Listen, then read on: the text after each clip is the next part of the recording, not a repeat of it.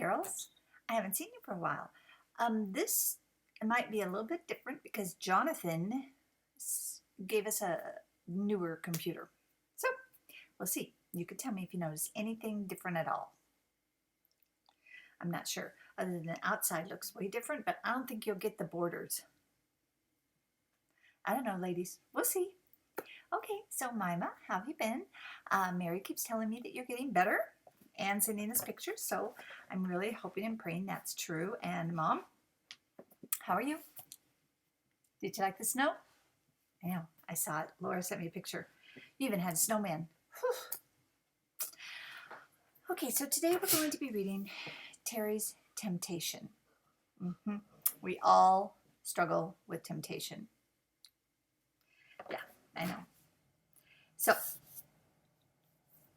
let's see what happens in our story today. More than anything else in the world, Terry wanted to join the Brownie Scouts, like other girls in her class. But unfortunately, she didn't have the money to buy some of the things that all the new scouts needed. She asked Daddy to give her the money, but he said he couldn't afford to. It was all he could do, he said, to feed and clothe 5 girls and 2 boys. Wow. You couldn't blame him, feeding all those children and feeling poor. Then one day Terry came up with a bright idea. Could I join the Scouts if I get the money myself? She asked. That'd be all right with me, Daddy said. And then he added with a smile, as long as you get it honestly. Terry smiled too, but not quite so openly as Daddy. She had already been thinking about one way she might get the money, and it was not honest at all. The next morning at school, she thought about it some more, and she looked at Teacher's desk. She saw a glass jar half full of pennies and nickels and quarters. The temptation to steal it grew stronger and stronger. If only I could get a hold of that money, she said to herself. I could buy all the things that I need. Yet she hardly dared to touch it. She knew it was very special money made up of gifts from all the children in the classroom, and it was going to be used by the teacher to buy a beautiful picture to hang on the wall.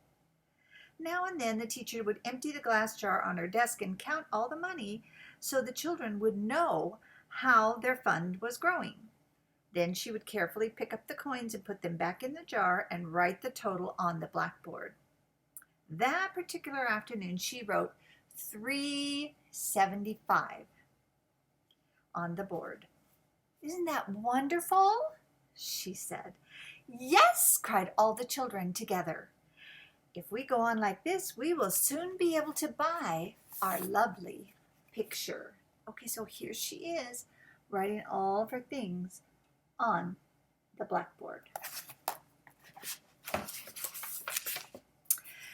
$3.75, Terry whispered to herself.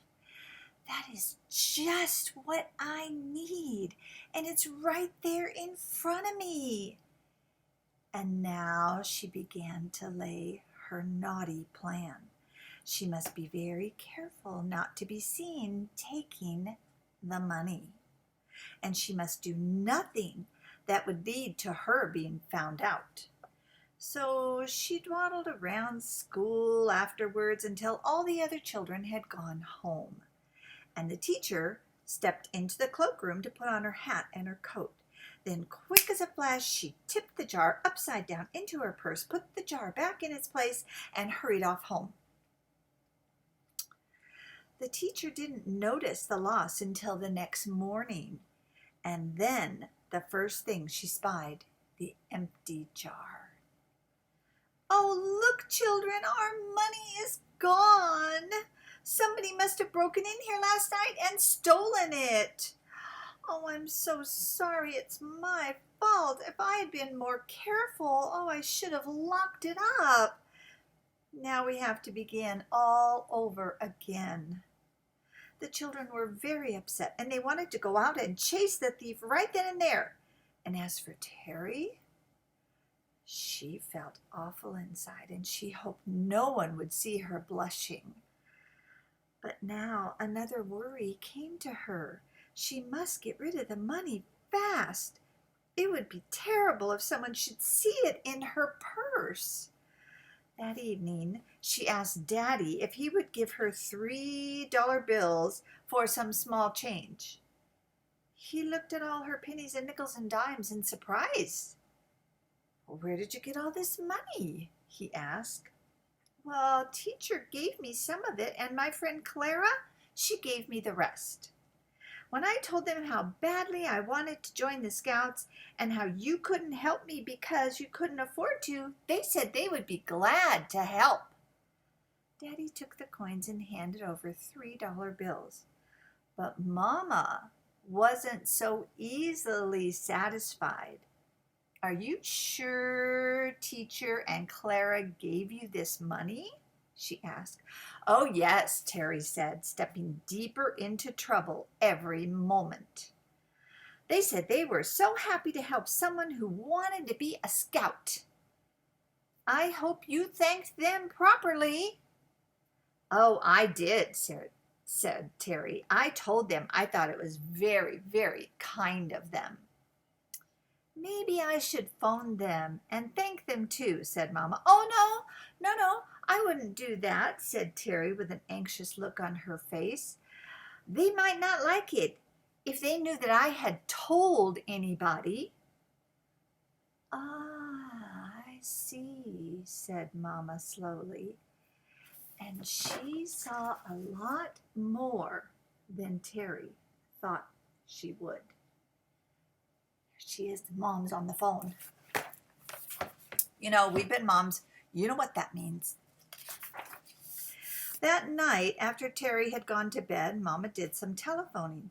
First, she asked Clara's mother if her little daughter had given Terry any money. She said no. Then Mama called the teacher and asked the same question. She said no. While they were talking, teacher told Mama about the money in the glass jar and how it had mysteriously disappeared. Mama began to put two and two together, and in fact, this was one time when 2 and 2 equaled 375. So the truth came out, as it always does in the end, and Mama said this was a very strange way to become a Brownie Scout. Terry took the money back to school, put it back in the glass jar, coin by coin. She told teacher she was sorry. Then she told the whole class she was sorry. It was a sad day for poor Terry. But she learned her lesson, and Mama wrote me the other day to say that she hasn't given way to temptation to steal since. Here she is putting all the money back in the jar. Yeah, that's rough. You know, first you steal it, then you get caught, then you have to tell everybody. Oh! But that's the best way to learn. And it's the best way to never, ever do it again. Okay, ladies, and I know you probably could relate to this. Both of you girls. Now, Mima, there are 7 of you. 7 of your brothers and sisters. And Mom, 7 of us kids. 7. So you guys know how it is to not exactly have money for every single thing that comes along that the kids want to do. And it's so tempting. You know, you see that cookie and it's just so tempting to just eat it. But a cookie is very different from stealing from your class. All right, so that's our story for this week, guys. I hope you ladies have a wonderful week. I'm going to try to be more faithful. I really had a rough week last week and didn't even get a chance to send anything to you, so I'm sorry. But I shall try to be better. And Mary, thank you so much for helping Mima.